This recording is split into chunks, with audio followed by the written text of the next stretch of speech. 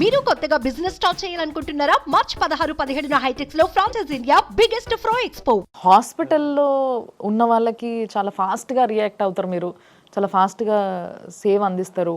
పైసలు కూడా అంటే వాళ్ళకి డబ్బులు తక్కువ పడ్డాయి, కట్టలేకపోతున్నారు అని అంటే ఇమీడియట్గా రియాక్ట్ అవుతారు అనేది మాత్రం ఎస్ డెఫినెట్లీ అది కూడా మేము విన్నాము. డబ్బులు తీసుకొచ్చి ఇచ్చేవాళ్ళు కొంతమంది ఉంటారు, వాళ్ళ దగ్గర తీసుకుంటాం. వచ్చిన డబ్బులు తిరిగి మళ్ళీ ఎవరైనా రూపాయి తీసుకొచ్చి ఇస్తే తిరిగి మళ్ళీ రాజకీయాల్లోనే ఖర్చు పెడతాం. కరెక్ట్. అదే రియల్ ఎస్టేట్ వ్యాపారులు ఎక్కడ వెంచర్ వెళ్ళినా ఫస్ట్ మీతో వచ్చి కలవాలట. కలవకుండా పూజలు పెట్టుకుంటే మాత్రం వాళ్ళకి బడిత పూజ జరుగుతుందట. ఇవన్నీ ప్రాసకి బాగుంటుందన్న చెప్పడానికి అని నేను విన్నా. ఇది వాళ్ళు కూడా ప్రాసలని చెప్పారట. డబ్బులు ఎవరిని ఏదో డిమాండ్ చేసో లేకపోతే ఆ మాదిరిగా ఎప్పుడు ఆ స్టైల్లో ఎప్పుడు మనం చేసింది లేదు. కానీ ఎవరైనా తీసుకొచ్చి పలానా కార్యక్రమం చేస్తున్నారు, ఈ డబ్బులు ఉంచండి అంటే ఉంచుతాం. ఎవరికైనా అది కేవలం మళ్ళీ తిరిగి రాజకీయాల్లో ఖర్చు పెట్టడానికే ఉంచుతాం తప్పితే ఏ రోజు మనం 4 అంతస్తులు బిల్డింగ్ కట్టాలో, లేకపోతే 4 ఎకరాల పొలం కొనాలి, లేకపోతే 4 లగ్జరీ కార్లు కొనాలి, ఈ మాదిరిగా అయితే ఆ మైండ్ సెట్లో పెరిగిన వాళ్ళం కాదు. మనకు అంటే మన లైఫ్ స్టైలే మొదటి నుంచి చాలా సింపుల్గానే ఊరికనే తిరగడానికి ఆ కార్లో పెట్రోలు, మన ఒంటి మీద వేసుకోవడానికి బట్టలు ఉంటే చాలు రాజకీయం నడపచ్చు, చేతిలో ఫోన్ ఉంటే చాలు రాజకీయం నడపచ్చు అనే ఉద్దేశం. మరి అంత సింపుల్గా ఉన్న మీరు తమ్ముడి వివాహం అంతా వైభవంగా చేశారేంటి? అసలు వైభవంగా అంటే డబ్బులు ఎక్కువ ఖర్చు పెట్టలే, నేను ఎక్కువ మందికి భోజనం పెట్టాను. నేను ఈవేళ ఈ స్థాయిలో ఉండడానికి ముఖ్యమంత్రి గారు ఒకరే కాదు కదా, ముఖ్యమంత్రి గారి నాయకత్వంలో పనిచేస్తూ మనం కింద వేల మంది కార్యకర్తలు, వందల మంది మనతో పాటు నడిచినటువంటి వాళ్ళు, వేల మంది నడిచినటువంటి వాళ్ళు, వాళ్ళందరి ఆశీస్సులు అభిమానం ఉండబట్టే ఈవేళ ఈ స్థాయిలో ఉన్నాం. సో ఆ శుభకార్యంలో వాళ్ళు కూడా పార్టిసిపేట్ చేయాలి అనే ఉద్దేశంతోనే చేసాం. అక్కడ ఎంతసేపు మీకు ఆ స్కేలు పెద్దది అనేది జనం కనిపిస్తారు. 1,00,000 మందికి తక్కువ కాకుండా వచ్చిన జనం కనిపిస్తారు తప్పితే అక్కడ ఏమో కోట్ల రూపాయలు ఏమి మనం విసిరేసి వెదజల్లేలే. మీ గురించి అయితే అది తెలుసు అన్న మాకు. అంటే మీరు దగ్గరుండి చాలా కేర్ఫుల్గా చూసుకుంటారు. ఏదైనా ఒక సీఎం వస్తున్నాడనే కాదు, ఎవరు వచ్చినా ఎవరితో ఉన్నా వాళ్ళందరినీ అలాగే చూసుకుంటారని. మంత్రిగా ఉండగానే అట్లా వెళ్ళి చూసేవారు అంత కీన్గా. జిల్లాలో కూడా కొంతమంది ఎమ్మెల్యేలు రాజా ఈ పని చేసి పెట్టు మాకు అని ఈయన దగ్గరికి పురమాయిస్తారంట. ఆ పనిని మనుషుల్ని కూడా ఈయన దగ్గరికి పంపిస్తారంట, రాజా ఈ పని చేసి పెట్టు మాకు అని. అంటే సీనియర్స్ అందరికీ మీ పైన ఉన్న నమ్మకం ఏంటి? మనకి వాళ్ళకి ఆ అటాచ్మెంట్ బాండింగ్స్ ఉన్నాయి కాబట్టి. సేమ్ టైం ఏంటంటే రాజమండ్రి అనేది ఒక సెంటర్లో ఉన్నటువంటి ప్లేస్. జనరల్గా ఈ పక్క వైజాగ్ నుంచి విజయవాడ వరకు మధ్యలో ఉన్న స్థానం, ఈస్ట్కి వెస్ట్కి ఉన్న మధ్యలో ఉన్న ఇది ఒక అర్బన్ ఏరియా, ఒక సిటీ కాబట్టి జనరల్గా సహజంగా ఎవరో ఒకరికి ఇక్కడికి వచ్చిపోయే వాళ్ళు ఎక్కువ మంది ఉంటారు కాబట్టి ఏదో పని పడుతూ ఉంటుంది. అప్పుడు మనకు ఫోన్ చేస్తుంటారు. మనకు పని ఉన్నప్పుడు నేను చంద్రశేఖర్ రెడ్డి గారికి చేస్తాను, లేకపోతే వేణు గారికి చేస్తాను, డాక్టర్ గారికి చేస్తాను. అదే మాదిరిగా వాళ్ళకి ఏదైనా ఉన్నప్పుడు మన దగ్గర పంపిస్తాం. ఈ 5 ఏళ్లలో ఏం సాధించారని చెప్పారు కదా, కానీ లక్ష్మీ నరసింహస్వామి అంటే కోరుకొండ లక్ష్మీ నరసింహస్వామి దేవాలయానికి సంబంధించి ఆ రోపే ఏర్పాటు చేస్తానని, సొరంగం, ఇవన్నీ చాలా హామీలు ఇచ్చారు కదా, మరి ఎందుకు అది చేయలేకపోయారంటారు? లక్ష్మీనరసింహస్వామి ఆలయం అనేది స్టేట్ ఆర్కియాలజీ డిపార్ట్మెంట్ పరిధిలో ఉన్న ఆలయం అన్న. సేమ్ టైము అక్కడి నుంచి పాండవుల మెట్ట అని సుమారుగా ఒక 1 కిలోమీటర్ ఎయిర్ డిస్టెన్స్లో 1 కిలోమీటర్ వచ్చే ఒక కొండ మీదకి ఈ రెండింటికి కనెక్ట్ చేస్తూ రోప్ వే వేయాలనేది మన ఆలోచన. ఈ పాండవుల మెట్ట ఏదైతే చెప్పానో మీకు ఇప్పుడు, అదేమో సెంట్రల్ ఆర్కియాలజీ పరిధిలో ఉంది. ప్రత్యేకించి నేను ఒక 3-4 టైమ్స్ ఢిల్లీ వెళ్ళి, మన తెలుగు ఆమె పేరు నాకు కరెక్ట్గా స్ట్రైక్ కావట్లేదు కానీ నెల్లూరు ఆమె డీజీ ఆర్కియాలజీకి వర్క్ చేశారు. ఆమె దగ్గరికి కూడా నేను వెళ్ళా. కాకినాడ ఎంపీ గారు సపోర్ట్ కూడా తీసుకుని పాపం ఆవిడని కూడా 1-2 సార్లు తిప్పాము. పర్మిషన్ కోసం చాలా ట్రై చేశాను కానీ కుదరలేదు. ఎందుకో వాళ్ళు పర్మిషన్ ఇవ్వడానికి ఇష్టపడలే. బట్ స్టిల్ ఇంకా ఇప్పటికి కూడా ప్రయత్నం అయితే జరుగుతుంది, ఇంకా ఆగలే. దాంతోపాటు అమ్మమ్మ గారి ఇల్లు అని కూడా ఇంకొకటి ఏదో స్టార్ట్ చేయబోతున్నారు అని విన్నాను సార్. కోవిడ్లో నిజంగా రేపు ఏమవుతుంది, ఎంతమంది బ్రతుకుంటారో ఎంతమంది చనిపోతారో తెలియని పరిస్థితిలో ఎవరైతే పాపం అనాథలుగా ఉండిపోతారో, తల్లి తండ్రి ఇద్దరు చనిపోయి చాలా ప్యాథటిక్ సిచ్యువేషన్స్ మనం చూసాం.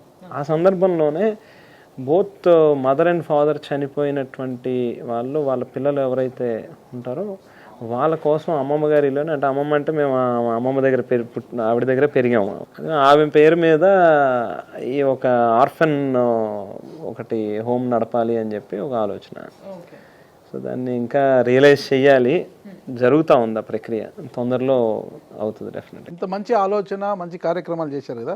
అంటే రాజానగరం, సీతానగరం ప్రాంతాల్లో గోదావరి పక్కనే పోతున్నా కూడా తాగునీటికి మాత్రం ప్రజలకు ఇంకా కష్టాలు తప్పడం లేదు అంటున్నారు. మరి ప్రతి వ్యక్తికి కూడా సాగు తాగునీరు చాలా ముఖ్యం అన్నమాట. ఫ్యాక్ట్ అది. ప్రతి గ్రామంలోని కూడా ఇప్పటికే గడిచిన ఈ 5 yearsలో విలేజ్ లెవెల్ ఇన్ఫ్రాస్ట్రక్చర్ అనేది డెవలప్ చేసాం. అంటే ఓహెచ్ఆర్ ట్యాంక్స్ నిర్మాణం చేసాం. ఆ ఓహెచ్ఆర్స్ నుంచి ఇంటింటికి పైప్ లైన్స్ కూడా జరుగుతూ ఉన్నాయి. దాదాపుగా చాలా గ్రామాల్లో జరిగినాయి, ఇంకా ఇవాళకి ఇంకా ప్రోగ్రెస్లో ఉంది, ఇంకా జరుగుతూ ఉన్నాయి. ఇంటింటికి ట్యాప్ వేసేటటువంటి కార్యక్రమం, ఒక మనిషికి రోజుకి 55 లీటర్లు నీళ్ళు ఇచ్చేటట్టుగా. సో ఈ కొత్తగా కట్టినటువంటి ట్యాంక్స్ అన్నిటికీ కూడా గోదావరిలో ఒక కొత్త ప్రాజెక్ట్ నిర్మాణం చేయబోతున్నాం పురుషోత్తపట్నం దగ్గర. సుమారుగా 217 కోట్ల రూపాయలు అడ్మినిస్ట్రేటివ్ శాంక్షన్ అయిపోయింది. ఈలో బహుశా మరి కోడ్ వచ్చే పరిస్థితి ఉంది కాబట్టి తొందరలో అది కూడా పూర్తవుతుంది. సో ఒకసారి అది కనుక పూర్తయితే ప్రతి ఇంటికి కూడా గోదావరి నీళ్ళు త్రాగునీరు కింద వెళ్తాయి.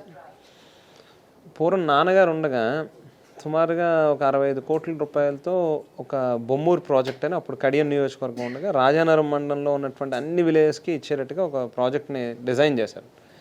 అది ఫేజ్డ్ మేనర్లో 3 phases చేస్తే ఫస్ట్ ఫేజ్ కంప్లీట్ అయ్యింది నాన్నగారు ఉండగానే. నాన్నగారు హెల్త్ సిక్ అవ్వడం, చనిపోయిన తర్వాత ఆ ప్రాజెక్ట్కి ఆగిపోయింది. సో చాలా కేటగిరీస్లో మీ ఇన్వాల్వ్మెంట్తో పాటు జనాలకు ఏదో చెయ్యాలన్న ఒక తపన మీలో ఉంది, మీరు చేయాల్సింది మీరు చేస్తూ ఉన్నారు. బట్ ఒక స్టేజ్లో 2019లో మిమ్మల్ని కాపు కార్పొరేషన్ చైర్పర్సన్గా ఉంచిండ్రు.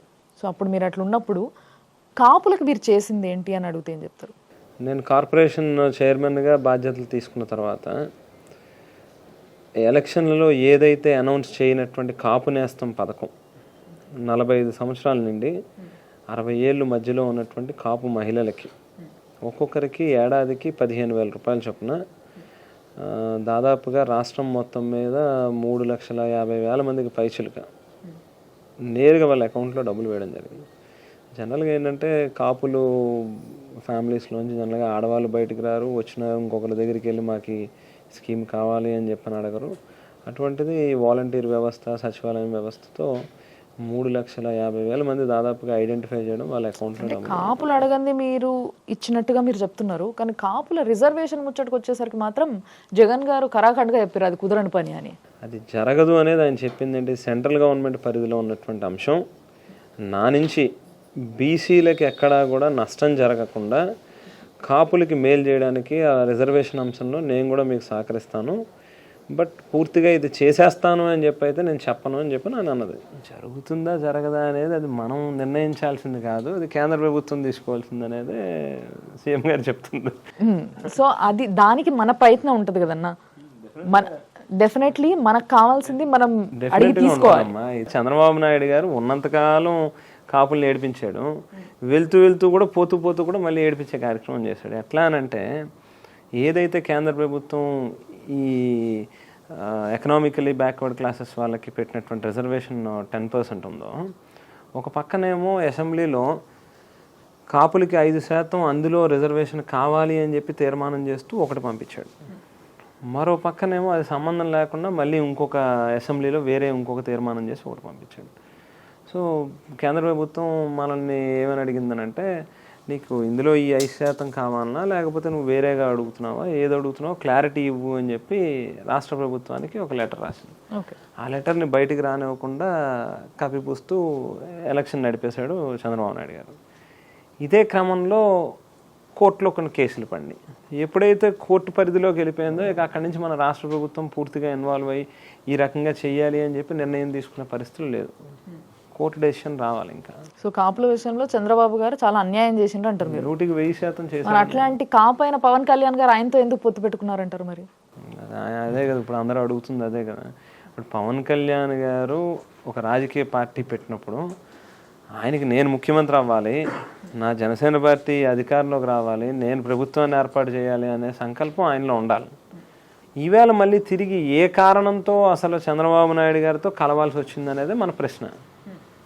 ప్రత్యేకించి కాపుల విషయంలో ఈవేళ గోదావరి జిల్లాల్లో ప్రతి గ్రామంలోని కాపుల మీద 10ల సంఖ్యలో కేసులు పెట్టి 100ల సంఖ్యలో అరెస్టులు చేసి వేలల్లో జైల్లో పెట్టారు చాలామందిని. ఇవాళ వాళ్ళందరూ ఎందుకు మళ్ళీ పవన్ కళ్యాణ్ గారి మాటిని మాత్రం తెలుగుదేశం పార్టీకి వత్తాసు పలకాల్సిన అవసరం ఉంది? అన్ని కేసులు పెట్టి అన్ని రకాలుగా ఇబ్బందులు పెడితే ఇవాళ ఆ కేసులన్నీ కూడా వైఎస్ఆర్ కాంగ్రెస్ పార్టీ ప్రభుత్వంలో మేము జీవోలు ఇచ్చాము, వాటన్నిటిని కూడా ఎత్తేస్తాం. అటువంటిది ఎందుకు ఏం చేశాడని చంద్రబాబు నాయుడికి వాళ్ళు జై కొట్టాలి? కాపు సామాజిక వర్గాన్ని వంగవీటి మోహన్ రంగా గారి దగ్గర నుంచి మొదలుపెట్టి ఈ రోజు దాకా కూడా చూస్తే ఎన్నో రకాల కుట్రలు కుతంత్రాలు అనగదొక్కటం, ఒక రకంగా కాదు రాజకీయంగా ఆర్థికంగా అన్ని రకాలుగాను కూడా కాపుల్ని దెబ్బతీసే కార్యక్రమం చంద్రబాబు నాయుడు గారు చేశాడు. సుమన్ టీవీలో మీ పర్సనల్ అండ్ బిజినెస్ ప్రమోషన్స్ కోసం కింది నెంబర్కి కాంటాక్ట్ చేయండి.